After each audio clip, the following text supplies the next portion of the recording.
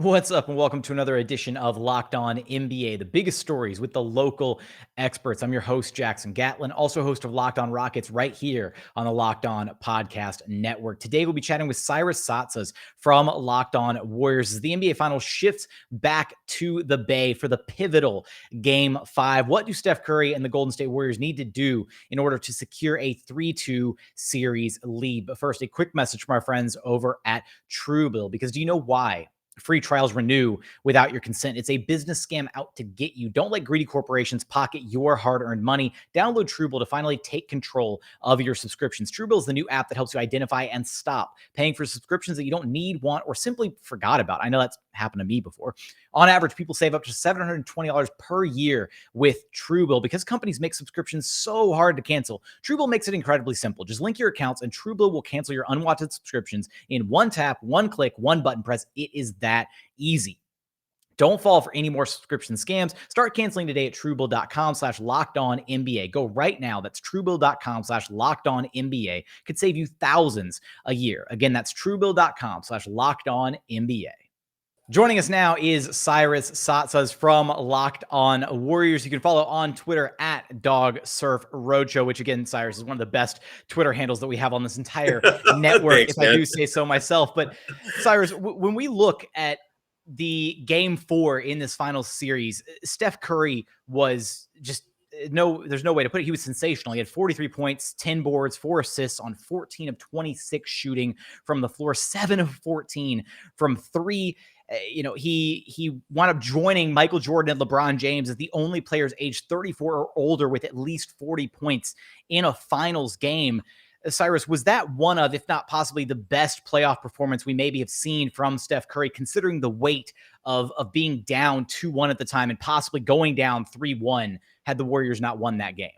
Yeah, I think ultimately it remains to be seen where that game will rank simply because, the series has to finish first. So if they end up losing this series, I don't think it'll carry the same cachet. But if they win the series, I've been saying, at least here in the San Francisco Bay Area, he's approaching the top tier of sports lore in terms of just the biggest superstar athletes. What he did in Game 4 was akin to Joe Montana, winning Super Bowl, throwing a TD pass to John Taylor, Steve Young beating the Cowboys in the NFC Championship game. And Joe Montana again with the catch in '81. It was that special. The whole Bay Area is still buzzing from it. And it also clearly resonated on the other side of the ball because I've never seen at that of loss. He was at a loss for words. I've never seen him like that. To see players like Jason Tatum and Marcus Smart just kind of tip their cap, which it was crazy. It was crazy to see the reactions from the other side because I don't think the Celtics had a down game. They were trying to win that game. I think they understood the magnitude of it, the gravitas of it, and but at the same time, it's Steph in the 2019 NBA Finals had a 47-point game where they lost. So even though they won this game, I think they have to still win this series for us to truly determine where that ranks. But I'm also very confident that game was the tip of the iceberg in terms of shifting the series, and I'm very confident the Warriors are going to pull this now. So yeah, if they win this series, absolutely, this was the biggest game of his career, and I think this was one of the all-time NBA Finals games. This was very Jordan-esque, Kobe Bryant-esque. When you talk about the biggest stars in the game, I'm curious to see if other national media pundits will kind of change their tune a little bit because it's one of the biggest critiques. Sorry to be long-winded here, but one of the biggest critiques of Stephen Curry has always been whether or not he can carry the Warriors, on his back himself. And he's always had usually a partner or two to help him out. And he did this on his own. I know Wiggins had a huge game and Looney and players like that, but this was a Stephen Curry game, and to do it in the Garden was just insane, incredible. No, and I think what's even crazier to think about is regardless of who wins this series, Warriors or Celtics, there's a firm argument that Steph Curry, period, has been the best player in the series so far. We could see one of the first, finals MVPs go to if the Warriors wind up losing this series. If Steph continues the way he's been playing, it'd be crazy to see, but handing out the finals MVP trophy to the guy who didn't win the finals hasn't happened in a long, long time. In fact, I should have prepped that before we even hit the record button. I think Jerry West. Was it Jerry West? Okay. There we go. So yeah, I know Jerry West did win an MVP when he lost, but I don't know if that's the only other time. I haven't done my research on that Yeah, either. I'm yeah. sorry. Don't quote us on that on this Yeah, podcast where we're using our voices, where you have the receipts. But I digress here. In addition to Steph's amazing performance in Game 4, kind of this has been a running theme maybe throughout this final series. But at one point in Game 4, Steve Kerr elected to take Draymond Green off the floor for an extended stretch there in the fourth quarter, which was a ballsy decision that clearly paid off for the Warriors. yeah. But how frustrating has Draymond's kind of inconsistent play been so far this final series? And what does he need to do better here in this pivotal Game 5 right around the corner? Well, I mean, his mom is even tweeting that she doesn't know what's going on. I don't think anyone really knows. I was, I recorded a new episode of Locked On Warriors today, and Kylan Mills and I talked about this at great length because it is a mystery on one hand in terms of the why of it. One theory I have is that he is still, despite how outspoken he is, how confident he is still a human being, and I don't know if he's ever kind of had this level of negative energy directed toward him. I mean, you had a crowd for 2 games in a row, literally in unison chanting an expletive directed toward him. We've seen the Boston fans, all the stories about, the various antics we've seen outside the arena, in the arena. And I'm not saying any of it's. I'm not making accusations here, but I mean, on national TV, we did hear that whole garden say, "Chant F you, Draymond," over and over again. I don't know if it caught up to him. I mean, offensively, clearly he cannot attack that paint with Robert Williams in there, and even to a lesser extent, Al Horford. Like he just they got his number. Offensively, he's stymied. The point totals are evident. I think he still has more fouls and points in this series, which is staggering. But at the same time, you're right. Kerr, it was a brash decision for him to do that. Not so much in terms of a logical sense. I mean, logically, it made perfect sense. But, a player like Draymond with his history, with his, the fact that he wears his emotions on his sleeve, you really don't know how he's going to react to a benching like that late in an NBA Finals game. And fortunately, he took it and he accepted it. I mean, who knows what would have happened if they lost that game? I don't know if he would have been as positive, but it worked out, and it was very astute on Kerr's part to pull him out for those offensive possessions because he was a liability and has been a tremendous liability, really on both sides of the ball, though. But I will say this: the last 3 minutes of the game, for the first time this whole series, outside of game 2, he did have a good game 2. I saw him finally starting to figure it out. And one thing that he finally started to do that he hadn't really been doing the entire series is every time he's made a pass, for some reason he's not slipping or cutting under screens or around the defense and getting under the rim to position himself for offensive rebounds or for layups. Like he just keeps lingering outside the 3-point line. I don't know the why of that either. No one's really asked Kerr about that. So we don't know if it's like a game plan, if it's a strategic decision. We don't know if it's Draymond just intimidated by the Boston bigs and staying out. But he finally started attacking the rim off the ball. And seeing that was encouraging because that was the first time all series he started doing that. And defensively, I finally started to see him kind of get some confidence because his defense on Jaylen Brown is what's most important. Like Jaylen Brown, as weird as this sounds, has been beating the Warriors much more so than Jason Tatum.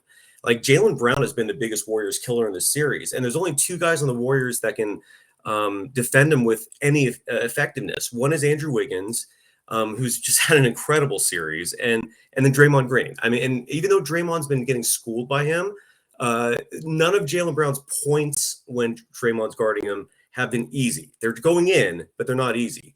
So Draymond does have some value here, but you're right. Offensively, it is wild to see him just regress because that's what we've seen. But with that said, I'm very confident, and mark the tape here. If I'm wrong, I'm wrong, but I'm very confident that in Game 5 we'll see the same Draymond that we saw in Game 2 because I do think the Warriors are smelling blood in the water and they're going to pounce and try to finish this thing. It's I appreciate you mentioning Andrew Wiggins' name there for a second, because as I was kind of like looking over, kind of reviewing some of the, stats from the previous 4 games in the series, I was looking at it and I was like, is it crazy to say Wiggins has been the Warriors' second best player this playoff series? And I don't think that's like an overstep, but correct me if I'm wrong here, Cyrus. Nope. I think he's been the Warriors' second best player. Yeah, I think It depends on who you ask. I mean, if you ask Steve Kerr or maybe Stephen Curry, they'll probably tell you Clay, just because of the history and the comfort that he brings. But there's no argument to be made against Wiggins. He's been so outstanding. His rebounding's been incredible. His aggressiveness he's matched the Celtics in that department, which is who could have ever predicted this? Like, I mean, I mean, from the very beginning, I've wanted Wiggins on this team. I thought he would have been a great fit the moment they got D'Angelo Russell 2.5 years ago. But I don't think anyone envisioned this level of performance from Andrew Wiggins. I mean, you're right. The Warriors, if they win the championship, would not be doing so without Andrew Wiggins. And it's not just his defense; he's making big shots on the offensive side. His post-up game has really developed the last 2 years, and we're seeing that the result of that now. But he's hitting big threes. Yeah, I don't think there's any argument to be made that he's the second best player. Again, from if you don't look at the stat sheet and you ask certain players, they might say Klay Thompson just because Klay is hitting some big shots, and his defense in the fourth quarter of Game 4 especially was stout. I mean, he gave Jason Tatum a lot of problems. But yeah, no argument, man. If you're going to tell me that Andrew Wiggins is the second best player, I agree. All right, Cyrus, what's your biggest key for this Warriors team headed into Game 5, the area that you need to see them heavily focus on, be it something offensive, defensive? What do you want? What do you think is the recipe for success here in Game 5 to take a 3-2 series lead? I think the recipe for success is for Kerr to constantly remember that his bench is what got him this far. Every time Kerr shortens the rotation, and what I mean by that is cutting deep into Gary Payton II's minutes, not playing Bielitsa, it comes back to bite him. He needs to maintain that confidence because Bielitsa, for example, I mean, as crazy as this sounds, Jason Tatum in this series against Bielitsa is 0 for 5 from the field with 4 turnovers.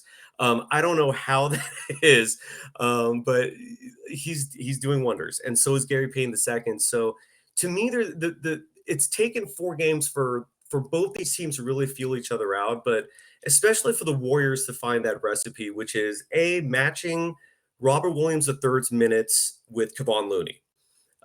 Curry even admitted he made a huge mistake in Game 3 by not playing Looney enough. He played Looney, I think, 16 minutes, whereas in Game 4 he played 27. Looney has been an incredible big man in this series for the Warriors. He has matched Robert Williams III's toughness. So as long as you match Robert Williams III's minutes with Looney's, the Warriors have been able to find a nice balance there. And then they need to make sure that Jaylen Brown is constantly defended by either Wiggins or Draymond Green. There is no one else on the Golden State Warriors that has been able to effectively defend Jaylen Brown, but those two have been doing a solid job. Offensively, I think they're fine. They're not going to score a huge amount of points. The Celtics defense is one of, I really believe, the greatest we've ever seen in the history of the game. This is a phenomenal defense. But the Warriors, for them to be putting up 105, 107, whatever the totals are, that's enough because the Warriors have a great defense of their own. So I think as long as they maintain trust in their bench, and as long as they maintain those specific defensive assignments, Klay Thompson is another one who, when he guards Al Horford, Horford has been shut down. And so when they stick to that, it works. They win. And when they stray from that, and what I mean by that is when they start putting Klay on Tatum, when they start putting Klay on Jaylen Brown, when Looney is on the bench more, when you're not seeing Gary Payton II and Bielitsa play, that is when the Celtics have been opportunistic and winning games. So, but the Warriors have found the formula, and the Chase Center crowd is going to bring it. I have no doubt in my mind that place is going to be rollicking in Game 5. And I think they found the formula, and hopefully they stick to it.